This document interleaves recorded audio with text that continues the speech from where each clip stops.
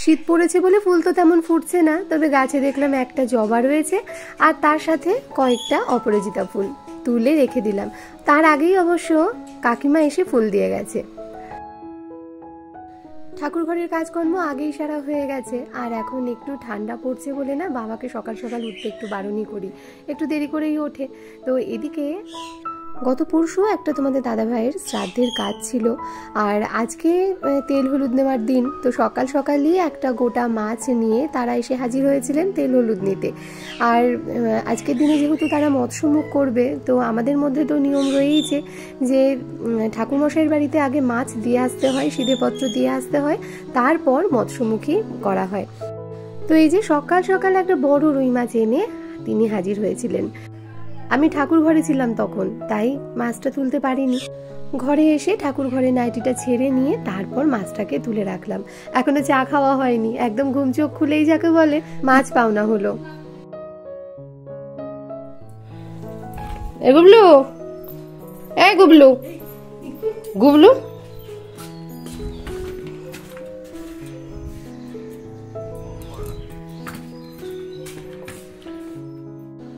আজকে ফাইনালি চাদরটা তুলে নিচ্ছি। একদমই সময় পাচ্ছি না যে চাদরটা তুলবো, আর বিকেলের দিকে না তখন আর হয় না জানো তো। আর এই যে শীতের সময়টা এত তাড়াতাড়ি বেলা চলে যায় যে কি বলবো, কত তাড়াহুড়ো করে কাজ করি, তবুও যেন সেই দুপুরের পরে একেবারে সন্ধে, বিকেলটা যেন দেখাই যায় না। তো এখনই ভাবলাম যে চাদরটা একেবারে তুলে নিয়ে নতুন চাদর পেতে তারপর রান্নাবান্নাগুলো বসাবো, কারণ ওই চাদরগুলোকে আজকে তো কাচতে আর পারবো না। আজকে এই চাদর তুলে কাঁচা চাদর পাততে এবং বালিশের কভারগুলো পরাতে পরাতেই সময় চলে যাবে। তো সেই কারণে আজকে আর কাঁচা হবে না, ওগুলোকে তুলে রেখে দেবো, সময় বুঝে অন্য একদিন কেচে নেব। একেবারে ঘরের এবং বাইরের চাদর দুটোই চেঞ্জ করে নিয়েছি। ঘরে এই আকাশি চাদরটা পেতেছি, আর বাইরে তো হলুদ চাদরটা পাতা ছিল, সেটা তুলে নিয়ে অরেঞ্জ চাদরটা পেতে দিলাম। দেখো তো এখন কেমন সুন্দর লাগছে। আর ওই যে হালকা রোদও বিছানায় এসে পড়েছে। আর চাদরগুলো সমস্ত তুলে ভাঁজ করে এখানে রেখে দিলাম, এইগুলো অন্য একদিন কেচে নেব। বাবানের আজকে পরীক্ষা নেই, আবার আগামীকাল। দুটো পরীক্ষা হয়ে গেল, এখনো কতগুলো বাকি রয়েছে। সেই 13 তারিখে গিয়ে পরীক্ষা শেষ। মধ্যেখানে এতটাই গ্যাপ দিয়েছে যে কি বলবো। পরপর পরীক্ষা হয়ে গেলে না পরীক্ষা দেওয়ার একটা আনন্দই আলাদা থাকে, আর এই মধ্যেখানে ছুটি সত্যিই ভীষণই বিরক্তিকর ব্যাপার। আর ওর যেসব অন্যান্য স্কুলের বন্ধুরা রয়েছে, আর কিছুদিন পরেই তাদের পরীক্ষা শেষ হয়ে যাবে, মানে ওর পরীক্ষা শেষ হওয়ার আগেই তাদের পরীক্ষা শেষ হয়ে যাবে। তো এই নিয়ে ছেলেটা আমার সত্যিই ভীষণই কষ্ট পাচ্ছে। আমি তো সমানেই বকা দিচ্ছি যে আগে মন দিয়ে পরীক্ষাটা দিয়ে নে, তারপর তো ছুটি, আবার তো নতুন ক্লাস শুরু হয়ে যাবে, তখন আরও চাপ। ক্লাস 7 মানে সত্যি অনেকটাই চাপ, আরও 2-1টা সাবজেক্ট বেড়েও যাবে। সকালের এক চিন্তা কি তরকারি হবে রুটির সাথে। তো আজকে একটু ওই কালো জিরে শুকনো লঙ্কা ফোড়ন দিয়ে আলু আর পটল দিয়ে একটু ভেজেই আর কি কড়াইতে করেই চচ্চড়ি করে নিচ্ছি। অন্যান্য দিন তো বাটি চচ্চড়ি করি, তো আজকে ভাবলাম একটু কড়াইতে করেই করে নিই। আর এই কড়াইটা না ওই ঢালাইয়ের কড়াই, মানে যেগুলোকে ঢালাইয়ের কড়াই বলে আর কি, আমি জানি না এগুলোকে কেন ঢালাইয়ের কড়াই বলে, তবে এই কড়াইগুলো না মানে কেমন যে একটা জানি না, মানে দেখো এই যে ভাজতে গিয়ে ভীষণই দেখছি নিচে লেগে যাচ্ছে, কেন কি জানি বলতে পারবো না। তবে আগের কড়াইটা না আমার সত্যিই কিন্তু ভীষণই সুন্দর ছিল। সকালের জলখাবার খাওয়া সববারই হয়ে গেছে। বাবানের ভাতটা একটু প্রেসারে করে নিয়েছিলাম, একটা ডিম সেদ্ধও দিয়ে নিয়েছিলাম, আর এদিকে রুটি তরকারি দিয়ে সববার খাওয়া হয়ে গেছে। বাসনকোসন সমস্ত মেজে নিয়েছি। এইবার বসেছি রুই মাছটা কেটে নিতে। আগের বটিটা যেমনটা ছিল না, সেই বটিটা দিয়ে যদি আমি মাছ করতাম তাহলে কিন্তু এই মাছটা কিছুতেই আমি করতে পারতাম না। সত্যি বটিটা আমার এত সুন্দর করে দাদা বানিয়ে দিয়েছে যে কি বলবো। এখন মাছ করতে সত্যি আর কোনো অসুবিধা হয় না। দেখতে বটিটা অনেকটা ছোট হলেও কাজে কিন্তু ভীষণ, মানে এতটাই ধার, খুব সহজেই কিন্তু এইরকম সাইজের মাছ ভালোই কাটা যায়।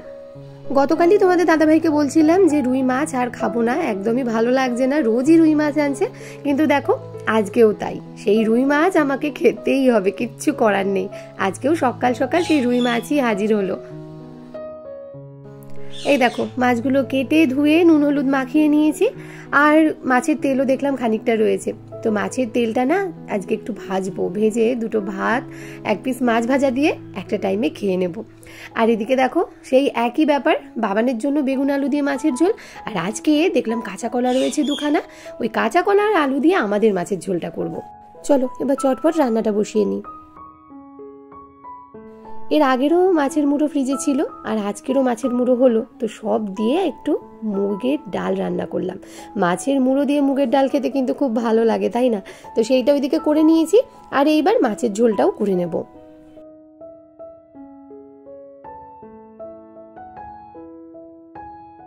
তো রান্নাবান্না সমস্তই কমপ্লিট, চলো এক ঝলক তোমাদেরকে দেখিয়ে দিয়ে নিই। তো এখানে তো একদম ভাত রয়েছে হাঁড়ি ভর্তি, এখানে রয়েছে বাবানের ডাল, মানে ওটা তো একদম লঙ্কা ছাড়া তোমরা জানোই, আর কাঁচা কলা আলু দিয়ে মাছের ঝোলটা এইখানে এই গামলার মধ্যে রেখেছি।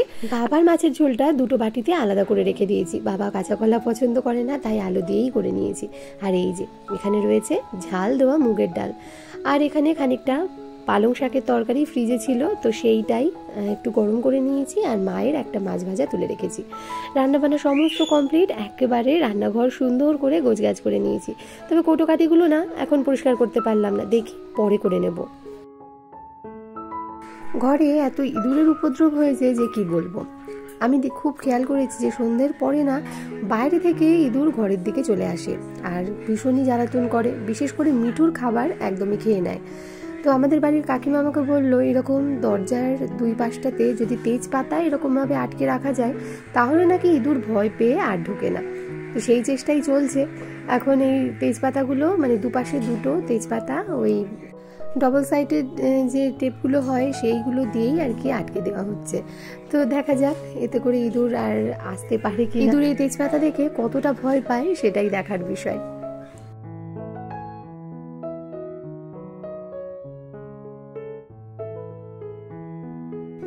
ঘড়িতে এখন সময় প্রায় 7:30, আর রাত্রের দিকটাতে আমাদের বেশিরভাগ রুটিই খাওয়া হচ্ছে। সেই কারণে বাবা বলছিল একটু বোঁদেতে রস দেওয়ার জন্য। তো সন্ধ্যাবেলায় তোমাদের দাদাভাই ওই বোঁদে নিয়ে এসেছে, আর সেটাই এখন ওই রস দিয়ে নিচ্ছি। অনেকটাই বাতাসা জমেছিল, কিন্তু যতটা জমেছিল তাতে 2 প্যাকেট বোঁদে হতো না। তো এর মধ্যে আমি আরও ওই 1 কাপ মতন চিনি মিশিয়ে নিয়ে তারপর সেটাকে রস দিয়ে নিচ্ছি।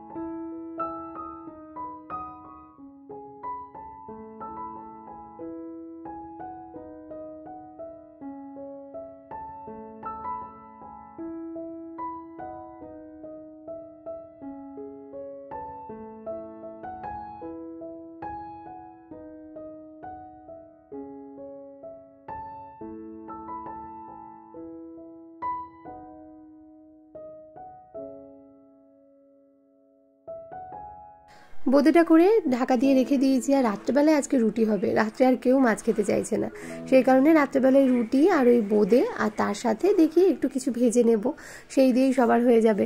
আর ওদিকে মা বাবা ওরা তো দুধ দিয়ে খাবে, তার সাথে একটু বোঁদে দিয়ে নেব। তো রাত্রে রুটি খাওয়া নিয়ে সেরকম একটা সমস্যা নেই। তো এখন ভাবলাম একটু সময় যখন রয়েছে, দিনের বেলাতে তো একটুকু সময় পাই না যে এই কোটোগুলো পরিষ্কার করব, তো ভাবলাম এখনই করে নিই। আগে রান্নাবান্নার সময়ই কোটোগুলোকে পরিষ্কার করে নিতাম এইখানে বসেই, এখন আর এতটুকু সময় পাই না দুপুরের দিকটাতে রান্না করতে করতে যে এগুলো করে নেব। তো ওই যে ভেবেছিলাম যে অন্য একটা সময় করব, তো এখন সন্ধেবেলায় ভাবলাম এগুলো সমস্ত গুছিয়ে নিই। সার্ফ জল দিয়ে খুব ভালোভাবে এই গ্যাসের স্ল্যাব, দেওয়ালটা সমস্ত কিছু পরিষ্কার করেছি, র্যাকটাও পরিষ্কার করে নিয়েছিলাম। আর এই যে আমার চিনি মশলাপাতি সমস্ত রাখার যে র্যাকটা, এইটাকেও খুব ভালোভাবে পরিষ্কার করেছি। আর কোটোগুলো ভীষণই আঠা পড়ে গিয়েছিল গো, তো সেইগুলোকেও খুব ভালোভাবে পরিষ্কার করে একদম গুছিয়ে নিয়েছি। আজকে আর আটা মাখা নেই, আটা মেখে নিতে হবে। তো রাত্রে খাবার দাবারেরও জোগাড় করতে হবে। তাহলে আজকের ব্লগটা এখানেই শেষ করছি। ছোট্ট একটা ব্লগ, কেমন লাগলো তোমাদের জানাতে ভুলো না। সবাই ভালো থেকো, সুস্থ থেকো এবং অলওয়েজ হ্যাপি থেকো। আর হ্যাঁ, আমায় মনে রেখো, আমার ভিডিওর অপেক্ষায় থেকো। তাহলে আজকের মতো আসি, আগামী দিন আসবো নতুন কোনো একটি ব্লগের সাথে।